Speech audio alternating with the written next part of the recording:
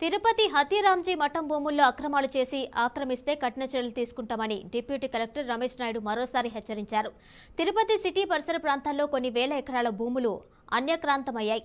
తిరుపతి హతీరాంజీ మఠం కార్యాలయంలో మీడియా సమావేశం నిర్వహించిన ఆయన అక్రమదారులపై ఉక్కుపాదం మోపేందుకు త్వరలో టాస్క్ ఫోర్స్ను ఏర్పాటు చేసే దిశగా నిర్ణయాలు తీసుకుంటామని పేర్కొన్నారు.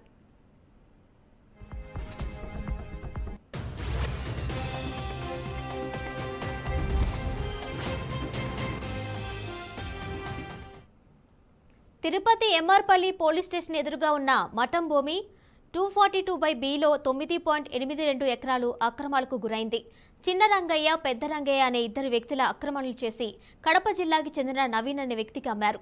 ఆ భూమిలో కొన్ని కోట్ల విలువైన భవంతులు వెలిశాయి. వాటిని ఖచ్చితంగా కూల్చేస్తామని డిప్యూటీ కలెక్టర్ రమేష్ నాయుడు వెల్లడించారు.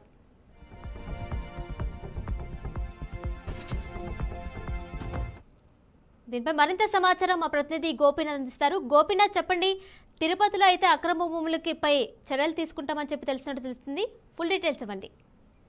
కిరణ్మయ్య, మొత్తం మీద తిరుపతికి సంబంధించి పెద్ద ఎత్తున హతీరాంజీ భూములు కొన్ని వేల ఎకరాల్లో ఉన్నాయి. దాదాపుగా ఒక 20-30 సంవత్సరాల నుంచి కూడా కొన్ని ఆ ఎకరాలన్నింటినీ కూడా పెద్ద ఎత్తున భూ కబ్జాదారులు పూర్తి స్థాయిలో కూడా వాటిని ఆక్రమించుకోవడం జరిగింది. రకరకాల అంటే గతంలో ఉన్నటువంటి హతీరాంజీ మఠానికి సంబంధించినటువంటి మహంత్ అర్జున్ దాసు ఈ అక్రమాలకు పెద్ద ఎత్తున పాల్పడడం జరిగింది. భూ బకాసురుల చేతుల్లో హతీరాంజీ బావాజీకి అంటే మఠానికి సంబంధించినటువంటి అధిపతిగా ఉన్నటువంటి అతను లాలూచిపడి పెద్ద మొత్తంలో ఉన్నటువంటి వేల ఎకరాల భూములన్నింటినీ కూడా వాళ్ళకి రకరకాల అంటే లీజుల రూపంలో వాళ్ళకందరికీ కూడా అప్పగించడం జరిగింది.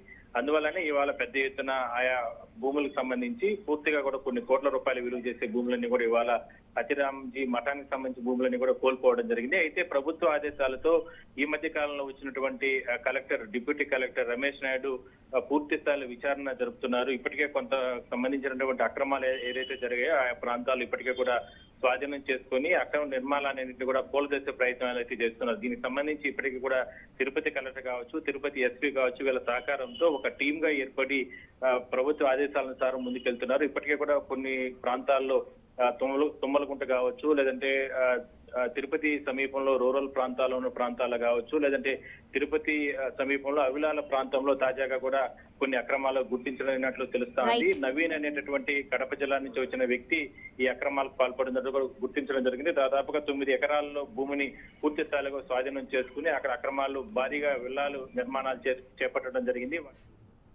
Right Gopinath, thank you.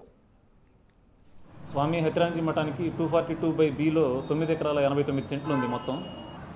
ఈ భూమి మొత్తం చాలా కాలం నుండి ఆక్రమణకు గురైంది. ఈ 242/Bలో ముఖ్యంగా ఇద్దరు ఆక్రమణదారులు ఉన్నారు. వాళ్ళని రిమూవ్ చేయడానికని ఎంక్రోచ్మెంట్ రిమూవల్ కోసం వాళ్ళకి నోటీస్ ఇవ్వడం జరిగింది.